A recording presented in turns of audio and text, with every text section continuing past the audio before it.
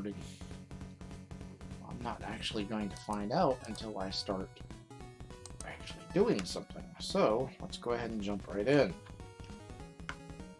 Let's see where we want to go. Position to load from. Let's start with something dumb. Okay.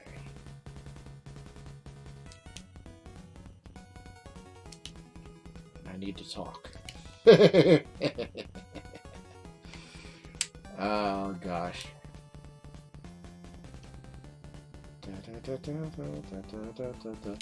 Alright, now I got the song in my head, and the thing is I can't actually hear the music.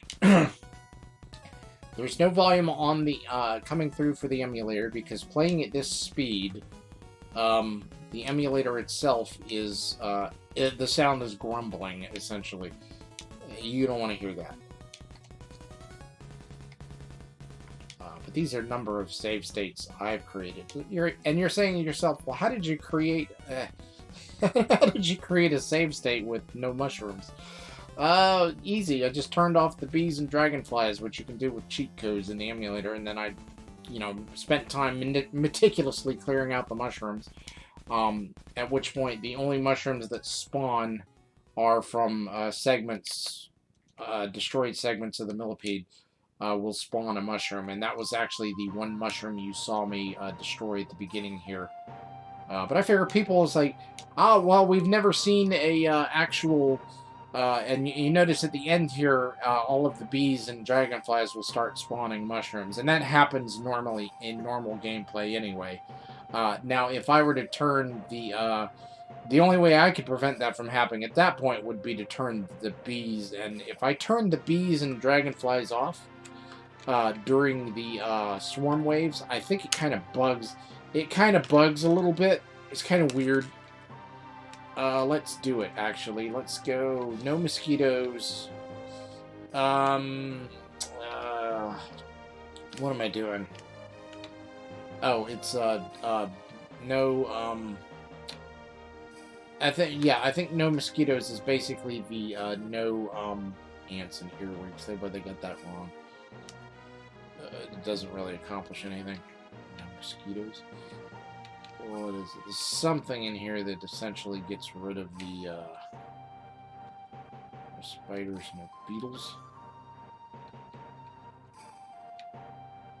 I thought there was a code that got rid of the bees. Let's just turn that on. Turn all these on and see what happens. No spiders, no beetles.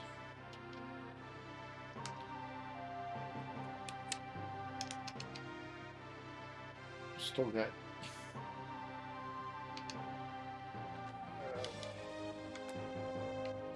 Wait, what? Oh, I know what I did. I'm a dumbass. Oops. I turned the cheats off. I pushed the wrong button. There we go. Cheats enabled. Now, let's go back to F7. Hit the button, and let's see what happens. Let's see. Hey, there's the stuck beetles there. Cheat codes were on, so I don't really need to avoid that spider. Now, see, the whole thing just kind of bugs out weirdly if you, the whole thing just kind of bugs out strangely if you use that code. But I want to use these codes on, now we'll be playing some music over this. The music is there because the soundtrack at this speed is grumbling. You don't want to hear it. It's not interesting. It's not pleasant. There's nothing interesting about it. It just sounds like the devil's toilet bowl or something. I don't know, whatever you want to call it. And then people go, oh, what do this sounds like, man? You can't call something the devil's toilet bowl and not let us hear it, man. Trust me, you can do this for yourselves, kids. All this crap. This emulator is free online, and ROMs aren't that hard to come by. Oh, I know. I wasn't supposed to say that.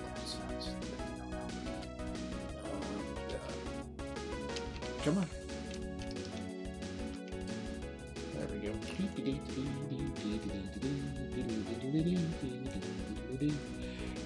See, the whole thing's just kind of stuck. You can't do anything here. Nothing's coming down, nothing's going anywhere, there's nothing happening. So, what we'll do is if we turn, let's see, back to cheat. Come on. We'll just turn that on. Hey, then stuff starts coming down the screen. Then we just turn off all the weird stuff. You know, you generally just want as few codes as possible if you're going to do this kind of emulated And now, interestingly enough, now the whole damn thing is bugged out, right? The whole damn thing is bugged out. Let's crank it way up. So now I have in doing that, I've actually bugged it out, the game, to where the because the only actual cheat code that's on is at this point is just invincibility. You know, but the ladybug there, or beetle, whatever you want to call it, is bugged out. So believe it or not, I could actually start killing shit. I can actually just kind of pick a spot in the middle here and just keep shooting and shooting and shooting.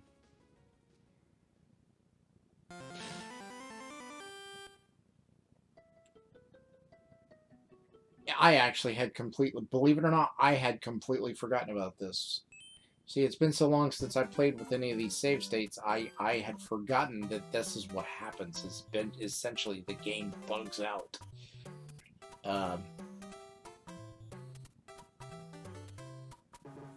The game just essentially bugs out on you. No pun intended. The game bugs out, no pun intended. Bugged out.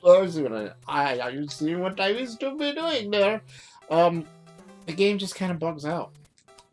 And it continues. You can just play the stage infinitely until you die or what have you. But yeah. Actually, as a matter of fact, I believe that's how I actually set up one of the other save states, was playing with this one. Yeah, let's get these scored. So I'm going to do this thing where I get the score back up to... I'm going to get the score back up to... Now, see, if I die, the stage starts over. Yeah, oh, there we go. 99789.